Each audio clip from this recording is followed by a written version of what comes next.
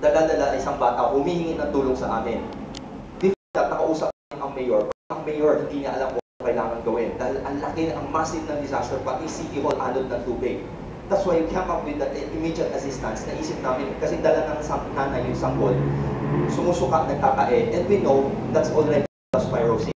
So, ang hindi makapagay ng immediate monetary assistance, malaking procedure para kung dadaanan. Kung magbigay sila ng assistance, definitely, kung lumipas ang panahon, patay na ang bata.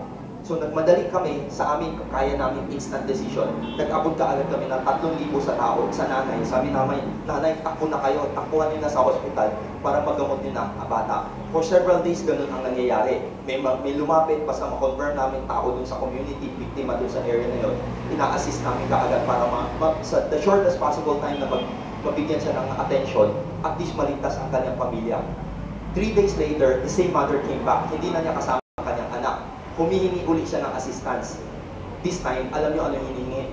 Burial assistance na. Ang anak, yung sanggol na dala na nakita namin sa harap namin, patay na. Ganun kabilis ang pangyayari ng leptospirosis. That's why nagmadali kami, and we are so grateful kasi at that time, hindi namin alam kung ano yung gagawin namin. Magbigay naman kami ng mga goods, hindi naman nila malatag ang mga bad. Kailangan talaga nila maglinis. So the master, our founder, siya sa Buddhist na tawag namin sa kanya, Master Changyan. Nag-advise siya, sabi niya, gamitin mo cash forward. So, ibig sabihin, bahay mo, tahanan mo, kasada mo, linisan mo, bayaran namin. Bayaran ng sushi. Imagine mo, bahay nyo, kailangan pa. Papadilinisin mo na bahay mo, babayaran pa namin. So, tuwa-tuwa ang mga tao. Ngayon, magkano ang dapat ibayad? Tinanong namin sa mga barangay captain doon. May isa nagsabi sa amin, bahay naman nila yun eh. Kung magbibigay man kayo, 100, 150, 100, 150, malaki na yun. Diba? Bahay naman nila yung nililinisan nila eh. So, we asked the founder of the foundation, ang laki ng puso niya, tinanong niya sa amin, pagkano ba minimum ninyo? Minimum salary. If you recall, that's 382 pesos at that time. She advised us to give 400 pesos to every individual that came out and cleaned. No, so, nagsimula kami mga 300 na tao. Wala nangyayari kasi ang bagal ng paglinis. Sa huli, nagbigay siya ng advice. Gusto ko 10,000 na tao sa loob ng isang araw para matapos sa loob ng isang buwan ang linisan. Ginawa namin yun. Sila po ang mga leader na naghatak ng mga tao. Umabot. Yung area na hinahawakan ko sa barangay Nangka, meron pang barangay Malanday, barangay Tumana. Yun yung mga tatlong worst hit area. Barangay Nangka pa lang. Yung area na hinahawakan ko, may 4,600 ang tao. Ang maganda, bayanihan sa Pilipino nagising. Lahat nagtutulungan, lahat naglilinis. Kung naglilinis, maiiwanan ka ng panahon, pagtatawanan ka ng mga tao. No? So, yan ang maganda, nag-trigger ang goodness ng mga tao na magtulungan. Kaso lang after that, Ondoy, just recently, last Sunday, actually, I just came back from Cagayan de Oro. Alam natin, December 17, may mabigat na disaster nangyari doon.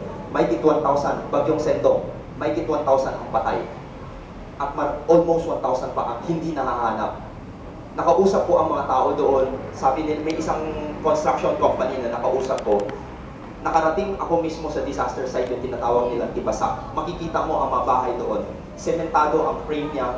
Kaso lang, pagdating ng bagyo, second floor yan na, sementado, hindi yung ground floor niya, semento, second floor, kahoy. Hindi ganun na, sementado buong bahay niya.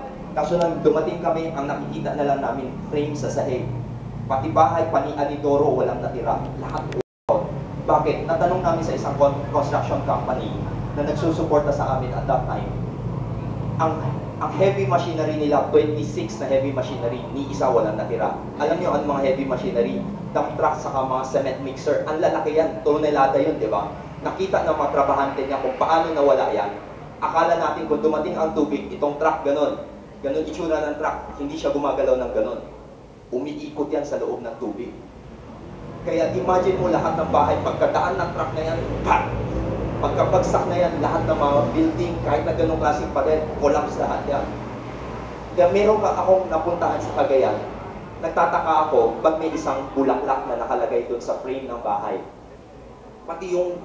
Minsan, pati yung makikita mong 4 na poste ng bahay, wala ka nang makikita. Maliliit na bahay lang, kaso lang yung 4 na poste, wala ka nang makikita. Makikita mo lang yung frame niya. May isang bahay kami naabutan, sa sahig niya, isang bulaklak na lang nakalagay. Tinanong ko sa guide namin. Yung guide namin mismo, tatay niya, nanay niya, walang natira.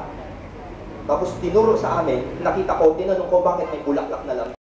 Sabi, ang buong pamilya noon, kasi dumating ang tubig, hindi na nila makita ang buong pamilya. Yung buong pamilya na yun, alam nila patay na. Alam niyo bakit? Dahil may nakikita silang may nagmumulto. Maraming mga residente doon nakakita yung isang family member, sugatan ang katawan, na nagmumulto na raw. Kaya alam nila patay na. Nagsadya na lang silang maglagay ng ganung bulaklak. Sa isang parte ng Iligan, binuntahan nila one of the family, yung buong clan ng family nila, 34 people. Ilan ang natira? 3 natira. Ganun ang nangyari doon. Kami mismo nakarating doon sa site. And we know this kind of disaster. Bakit nagulat ang mga tao? Mabuti kung maalala natin ang Ondoy. Dumating ang Ondoy, umaga, 10 o'clock. Dumating ang Ondoy, maliit na typhoon lang.